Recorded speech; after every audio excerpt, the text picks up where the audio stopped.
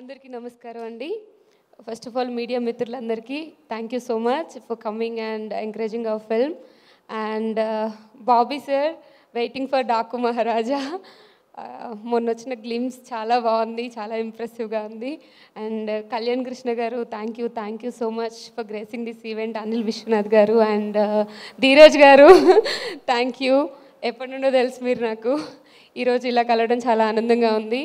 మా టీం అందరం చాలా హ్యాపీగా ఆనందంగా చేసుకుంటున్న ఈవెంట్ అండి ఇది.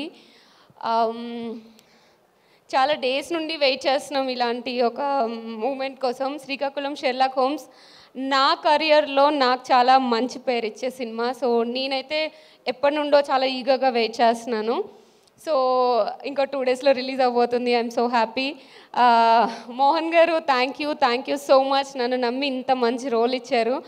అసలు నాకు తెలిసి నేనే అనుకోలేదు అలా ఒక మంచి రోల్లో చూసుకుంటాను అని, అంటే ఇలాంటి కైండ్ ఆఫ్ రోల్స్లో. So thank you so much Mohan garu.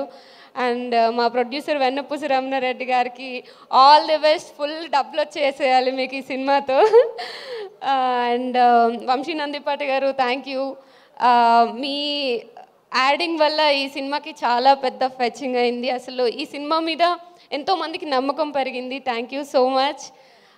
And మా టీం అందరికీ, టెక్నికల్ టీం అందరికీ, జగన్ గారికి, అరుణ్కి అండ్ డిఓపి గారికి అందరికీ thank you and all the best అండి మీ అందరికీ. సో శ్రీకాకుళం షెర్లాక్ హోమ్స్ అనే సినిమా నేను ఎప్పటి నుండో చెప్తున్నట్టు ఒక సిచ్యువేషన్ జరిగితే డిఫరెంట్ పీపుల్కి అది ఎలా కనిపిస్తుందని, అంటే డిఫరెంట్ పర్స్పెక్టివ్లో ఒక్కొక్కళ్ళ పాయింట్ ఆఫ్ వ్యూలో నడిచే స్టోరీ. అలా ఈరోజు నా పాయింట్ ఆఫ్ వ్యూలో నా కెరియర్ గురించి ఒక చిన్న గ్లిమ్స్ లాగా చెప్దాం అనుకుంటున్నాను. 5 years అయింది ఇండస్ట్రీకి వచ్చి. మల్లేశంతో స్టార్ట్ చేశాను. వచ్చినప్పుడు ఇంట్లో చెప్పలేదు. షూటింగ్ అయిపోయిన తర్వాత ఓకే రిలీజ్ అవుతుంది అన్న టైంలో ఒక 2 months ముందు చెప్పాను ఇలా చేస్తున్నాను సినిమా అని చెప్పేసి. మా మమ్మీ చాలా గొడవ పెట్టేసింది. తర్వాత one fine day కాల్ చేసి నేను ఆఫీస్లో ఉన్నాను, నేను ఇన్ఫోస్లో వర్క్ చేస్తున్నప్పుడు ఆఫీస్లో ఉన్నప్పుడు కాల్ చేసి ఏదో ఎక్కడికో వెళ్ళిందంట. మా ఓన్ రిలేటివ్సే చెప్పారు, నీ పెంపకం తీరు అలా ఉంది అని అనింది అని చెప్పింది మా మమ్మీ. ఆ రోజు చాలా ఎమోషనల్ అయ్యాను, చాలా ఫీల్ అయ్యాను. ఆ రోజు డిసైడ్ అయ్యాను ఏదో ఒక రోజు సక్సెస్ కొట్టి చూపించాలి అని. చాలా ట్రై చేస్తున్నాను. మల్లేశం తర్వాత అంటే కొంచెం నోటెడ్ ఫిల్మ్సే చేస్తున్నానని నేను అనుకుంటున్నాను. అంటే మల్లేశం